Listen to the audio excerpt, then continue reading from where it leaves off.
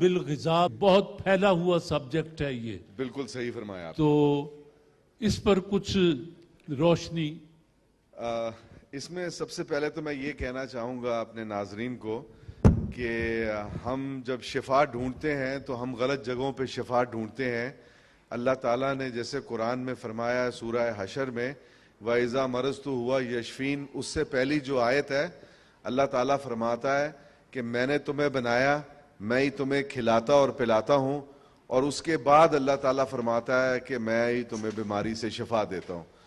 تو یہ بات یاد رکھیے کہ شفا جو ہے وہ صحیح کھانے میں ہے.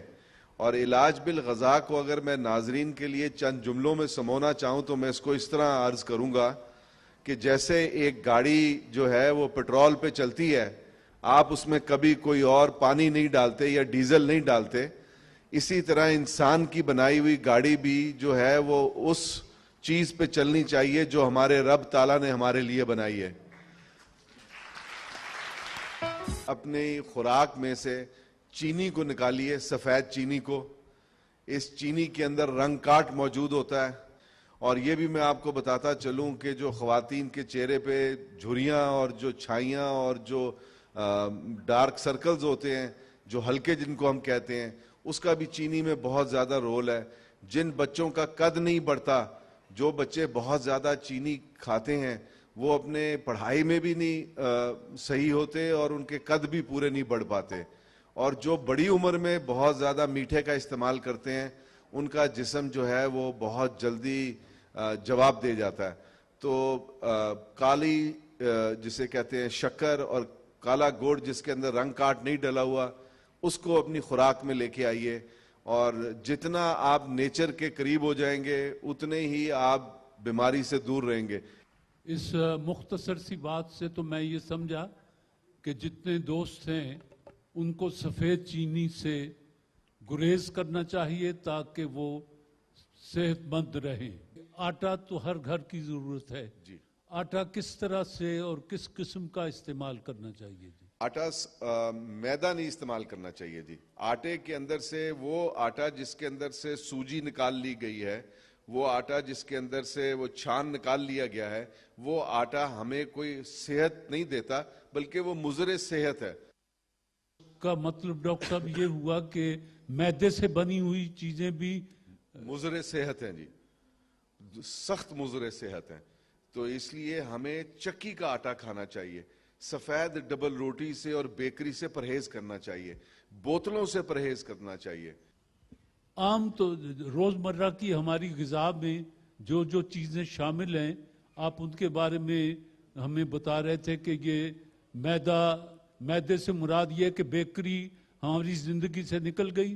بالکل نکل جانی چاہیے. جی، بیکری ہو گئی، چینی ہو گئی، اس کے بعد ہمارے یہ مسالہ جات، بنے بنائے مسالہ جات، اس کے بعد کچھ وہ خاص ذائقے دار کیوبز ملتے ہیں، وہ مسالے کی پڑیاں ملتی ہیں، ان سے اجتناب کرنا بہت ضروری ہے. سفید سرکہ صحت کے لیے بہت مضر ہے، آپ نیچرل سرکہ استعمال کر سکتے ہیں. اس قسم کی چیزوں کا خیال رکھنا. اور ایک بات یاد رکھیے، اکثر لوگ میرے سے یہ پوچھتے ہیں کہ صحت کا راز کیا ہے. تو میں آپ لوگوں کو یہ آج عرض کروں گا کہ اچھا ہاضمہ جو ہے، اگر آپ کا ہاضمہ ٹھیک ہے تو آپ بیماری سے دور رہیں گے. اگر آپ کا ہاضمہ خراب ہے تو آپ کو بیماری آپ کے وقت سے بہت پہلے آن پکڑے گی. تو میری آپ سے یہ گزارش ہوگی کہ ہاضمے کو بہتر کرنے کے لیے دہی کا استعمال بہت زیادہ ضروری ہے. دہی کا استعمال خوب کیجیے. اور دہی میں وہ بات کر رہا ہوں جس کو ہم کہتے ہیں کنڈے والا دہی، جو جمایا جاتا ہے، وہ آپ کے لیے بہت مناسب ہے. اس کے علاوہ اپنی خوراک میں پروٹین رکھنا. جب آپ دالیں کھائیں تو کبھی دھلی ہوئی دال مت کھائیں، ہمیشہ چھلکے والی دال کھائیے. اور جب بھی دال کھائیں تو 3-4 دالوں کو کٹھا ملا کے کھائیے. تو وہ دال کی جو پاور ہے وہ تقریباً درجنوں گنا بڑھ جاتی ہے. اسی طرح اگر آپ لال لوبیا کھائیں تو اس کے ساتھ سفید لوبیا کو مکس کر کے کھائیں. اور جب آپ کالے چنے کھائیں تو اس کے ساتھ سفید چنوں کو مکس کر کے کھائیں. دالوں میں تو اکثر جب مکس کر کے کھایا جاتا ہے تو حلیم اور ہڑیسہ پاکستان میں ایک بہت زبردست ایک ڈش بنائی جاتی ہے. تو ہفتے میں 1-2 دفعہ ان کو کھانا یہ آپ کے لیے صحت کے لیے بہت مناسب ہے. آپ کے جو پٹھے ہیں, جو مسلز ہیں, ان کو پروٹین چاہیے ہوتی ہے, اور جب دالیں, کوئی بھی ایک دال جو ہے وہ آپ کو کمپلیٹ پروٹین نہیں پرووائڈ کرتی. تو جب آپ یہ دالیں اکٹھی کر کے کھائیں گے تو آپ دیکھیں گے آپ کے لیے بہت بہتر یعنی کہ صحت کے نتائج مرتب ہوں گے. ایک اور بھی بات آپ کو بتاتا چلوں کہ رات کو ٹائم پہ سونا بہت زیادہ ضروری ہے. اب جو نئی اور جدید تحقیق آ رہی ہے وہ ہمیں بار بار یہ بتاتی ہے کہ جو لوگ رات کو دیر سے سوتے ہیں ان کا جسم, یہ اللہ کا بنایا ہوا نظام ہے کہ جب ہم سو جاتے ہیں تو ہمارا جسم اپنی مرمت کرتا ہے. اور اسی طرح جو بچے ہیں ان کے لیے ٹائم پہ سونا بہت ضروری ہے. بچوں کا وہ کتنے اسکول میں کتنے اچھے ہوں گے وہ اس بات پہ منحصر ہے کہ وہ رات کو کس ٹائم پہ سوتے ہیں. ایک بچے کا قد کتنا بڑا ہوگا وہ اس بات پہ منحصر ہے کہ اس کی نیند کتنی لمبی ہے, کیونکہ بچے تب گرو کرتے ہیں جب رات کو وہ سوتے ہیں. تو نیند بہت زیادہ ضروری ہے. بچوں کے دودھ کا خاص خیال کیجئے, یہ ان کی صحت کا ایک لازمی جز ہے, اور اس کے بڑے دور رس نتائج ان کی صحت پہ مرتب ہوتے ہیں. تو کوشش کیجئے کہ ان کو اچھے سے اچھا ٹافیاں, گولیاں دینے کی بجائے ان کو لالی پاپ کھلانے کی بجائے, ان کو چپس کھلانے کی بجائے بہتر ہے کہ آپ ان کو ڈرائی فروٹ, کشمش, سوگی, بادام, کھجوریں, اس قسم کی چیزیں گھر میں لا کے رکھیے. اس سے آپ دیکھیں گے بچے ان کے موڈ سوئنگز کم ہوں گے, وہ اسکول میں بہتر پرفارم کریں گے, ان کی پروڈکٹیوٹی بہتر ہوگی, وہ کام میں بہتر ہوں گے. نے بچوں کی بات بڑی وضاحت سے کر دی. نوجوانوں کے لیے بھی کوئی تجویز ہے آپ کے پاس؟ جی, میں نوجوانوں کو یہ کہوں گا کہ انڈا ضرور کھایا کریں, اور انڈا جو ہے وہ ہمیشہ زردی کے ساتھ کھانا چاہیے.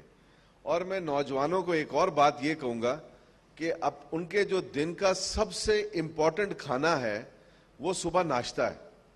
ناشتے کے بارے میں یہ کہوں گا اس کو بادشاہوں کی طرح کرنا چاہیے, اور رات کا کھانا جو ہے وہ کم سے کم ہونا چاہیے. بعض لوگ انڈا کھاتے ہیں لیکن اس کی زردی کو علیحدہ کر دیتے ہیں کہ یہ دل کے لیے ٹھیک نہیں ہے, تو اس پر آپ کی کیا رائے ہے؟ اس پہ جی, یہ تقریباً 1944 کے اندر یہ انڈے کے بارے میں کہا گیا تھا کہ اس کی زردی اچھی نہیں ہے. اس کے بعد سے جو ریسرچ ہوئی اس میں یہ پتا چلا کہ پہلے ہمیں یہ نہیں پتا تھا 1940s میں کہ انڈے کے اندر جو کولیسٹرول ہے وہ کس قسم کا کولیسٹرول ہے. 80 کی دہائی میں جب ایسے ہمارے پاس انسٹرومنٹس آ گئے جس سے ہم پتہ کر سکتے تھے کہ انڈے کے اندر برے والا کولیسٹرول ہے یا اچھے والا کولیسٹرول ہے, جب یہ تحقیق ہوئی تو پتہ چلا کہ انڈے کے اندر گڈ کولیسٹرول ہے, HDL کولیسٹرول, وہ والا کولیسٹرول جو کہ ہماری آرٹریز اور وینز کو صاف ستھرا رکھتا ہے اور ہمارے دماغ کو یعنی کہ ہمیں حاضر جواب بناتا ہے. ہمارے دماغ کا وہ فیول ہے, ہمارے ہر سیل کا وہ فیول ہے. تو 1980 کی دہائی کے بعد سے لوگوں نے, ڈاکٹروں نے اور سائنسدانوں نے یہ بتانا شروع کر دیا کہ انڈا, ایک پورا انڈا ایک بہت مفید چیز ہے اور اس کو ضرور ہمیں کنزیوم کرنا چاہیے. ہر انسان یہ چاہتا ہے کہ ہماری طرف, یہ مشرق کی طرف والے, کہ اس کا رنگ گورا ہو جائے. تو رنگت گوری کرنے کے لیے بے شمار کروڑہا روپیہ لوگ ٹیلی ویژن اور اخبارات میں اشتہارات پر صرف کرتے ہیں. تو کیا انسانی غذا میں اس کا کوئی تعلق انسانی رنگت سے ہے؟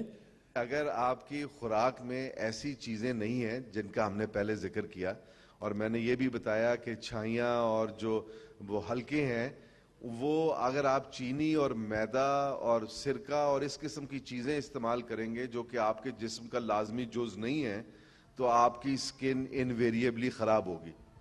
اب سکن کو بہتر کرنے کے لیے سب سے بہترین چیز کیا ہے؟ سب سے بہترین چیز سکن کو بہتر کرنے کے لیے وٹامن سی ہے.